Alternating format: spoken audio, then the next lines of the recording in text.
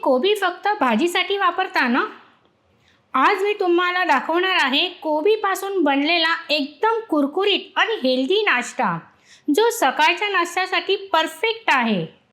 इथे आपल्याला कोबी घ्यायची आहे आणि कोबी मी एकदम बारीक बारीक कापून घेतलेली आहे. इथे मी नुसता कोबीचा वापर न करता घरात असलेल्या काही भाज्यांचा सुद्धा वापर करणार आहे. तर मी इथे किसलेला गाजर घेतलेला आहे, ढोबळी मिरची, कांद्याची पात, बारीक चिरलेला कांदा, अद्रक, लसूण, हिरवी मिरची. अद्रक, लसूण, हिरवी मिरची ही कापूनच घालायची. मिरपूड, थोडीशी कोथिंबीर, चवीप्रमाणे मीठ. बाइंडिंग येण्यासाठी ह्याच्यामध्ये चण्याचं पीठ घालायचं, कॉर्नफ्लॉवर. सगळ्यात पहिले हे सगळं आपल्याला मिक्स करून घ्यायचं आहे. ह्याच्यामध्ये आपण गरजेनुसार चण्याच्या पिठाचा वापर करणार आहोत. तर मी सुरुवातीला थोडं टाकलेलं आहे, जर गरज वाटली तर मी पुन्हा टाकणार आहे. ह्याच्यामध्ये आपण मीठ टाकलं आहे तर भाज्यांना पाणी सुटू शकतं, त्याच्यामुळे ह्याच्यामध्ये आपल्याला पाणी घालायचं नाही आहे.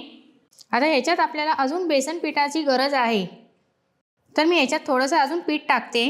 ह्याची जर पूर्वतयारी करून ठेवली तर हे तुम्ही मुलांना टिफिनला सुद्धा देऊ शकतात. हे बघा, अशा प्रकारे आपल्याला हे पीठ तयार करून घ्यायचं आहे. जास्त चईलही नको आहे इकडे आपल्याला हे. आता तव्यावरती इथे थोडंसं तेल घालायचं आणि मधोमध तेल चांगलं पसरून घ्यायचं आहे. आता हे मिश्रण घ्यायचं थोडंसं आणि हे तव्यावर टाकायचं आणि छोटे छोटे पॅनकेकसारखे आपल्याला हे बनवून घ्यायचे आहेत.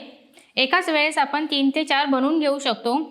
तुम्ही हे चमच्याने न करता हाताने सुद्धा थालीपीठ सारखं थापून घेऊ शकतात. थोडं थोडं साईडने तेल सोडूया. वरून सुकत आलं की वरच्या साईडने पण थोडं तेल लावून घ्यायचं